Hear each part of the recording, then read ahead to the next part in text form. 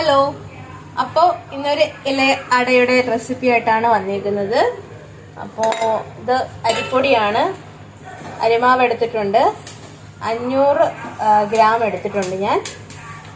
ഇത് ഉപ്പ് ചേർത്ത് നമുക്ക് വെള്ളം ഒഴിച്ച് പരുവത്തിന് മാവ് യോജിപ്പിച്ച് എടുക്കണം.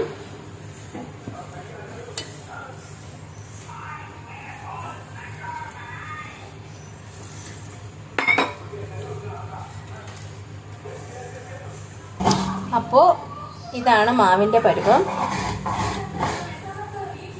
അപ്പോൾ ഇതിനെ കുറച്ച് നേരം നമുക്ക് മാറ്റി വയ്ക്കണം. അപ്പോഴത്തേക്ക് നമ്മുടെ തേങ്ങയും മറ്റു കാര്യങ്ങളും റെഡിയാക്കി എടുക്കാം. ഇതിനെ നമുക്ക് അടച്ചു വയ്ക്കാം. അപ്പോൾ ഇതിലേക്ക് ആവശ്യമായ തേങ്ങയും ശർക്കരയും എടുത്തു വെച്ചിട്ടുണ്ട്. നമുക്ക് പരത്താം.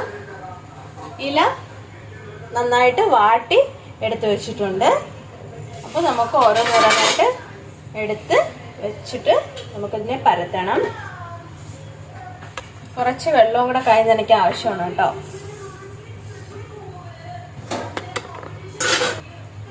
അപ്പോൾ ഇല വയ്ക്കുക. അതിനുശേഷം നമുക്ക് ആവശ്യമായ മാവ് ഇതിലേക്ക് വെച്ച് പരത്തണം. കൈ ഒട്ടിപ്പിടിക്കാതിരിക്കാനായിട്ട് കുറച്ച് വെള്ളം കയ്യിൽ നനച്ചിട്ട് വേണം തടവാനായിട്ട്.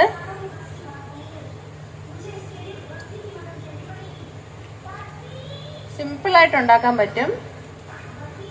ഇനി തേങ്ങയും ശർക്കരയും വയ്ക്കുക.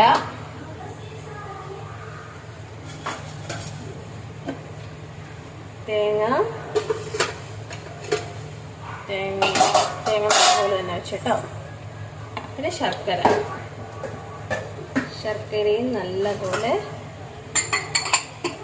പാകത്തിനാക്കിയിട്ടുണ്ട്.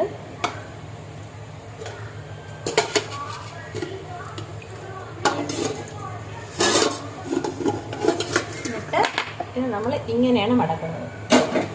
മടക്കിയിട്ട് ഇവിടുന്ന് ഒരു മടക്ക്, പിന്നെ ഈ സൈഡിൽ നിന്നൊരു മടക്ക്, പിന്നെ ഈ ഇല ഇങ്ങനെ മടക്കണം.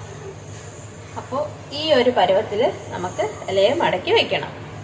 അപ്പോൾ നമുക്ക് ബാക്കിയെല്ലാം മടക്കി വെക്കാം.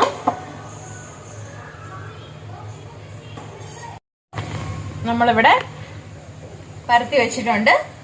ഇനി നമുക്ക് ഇഡലി പാത്രത്തിൽ വെള്ളം തിളപ്പിച്ചതിന് ശേഷം ഇത് എടുത്ത് വെക്കാവുന്നതാണ്. ആവി കയറ്റി ഒരു 40 മിനിറ്റ്സ് വരെ ഇതിനെ ലോ ഫ്ലെയിമിൽ വേവിക്കണം. അതിനുശേഷം നമുക്ക് ഉപയോഗിക്കാവുന്നതാണ്. അപ്പോൾ പാത്രം ഇതാണ്, വെള്ളം തിളച്ചിട്ടുണ്ട്.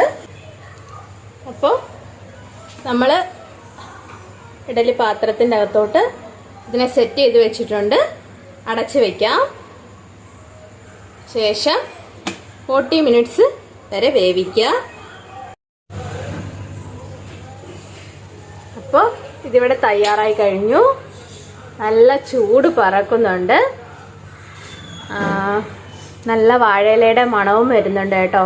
അപ്പോൾ നമുക്ക് ഇത് ഒരെണ്ണം എടുത്ത്, നല്ല ചൂടാണ് കേട്ടോ, ഒരു പാത്രത്തിലോട്ട് വെച്ചിട്ട് നമുക്കത് എങ്ങനെയുണ്ടെന്ന് നോക്കാം, ടേസ്റ്റ് ചെയ്യാം കേട്ടോ. അപ്പോൾ ഞാൻ ഒരെണ്ണം വെച്ചു. നല്ല ചൂട് പറക്കുന്നുണ്ട്. ഞാൻ ശകലം എടുത്തൊന്ന് ടേസ്റ്റ് ചെയ്ത് നോക്കട്ടെ കേട്ടോ എങ്ങനെ ഉണ്ടെന്ന്.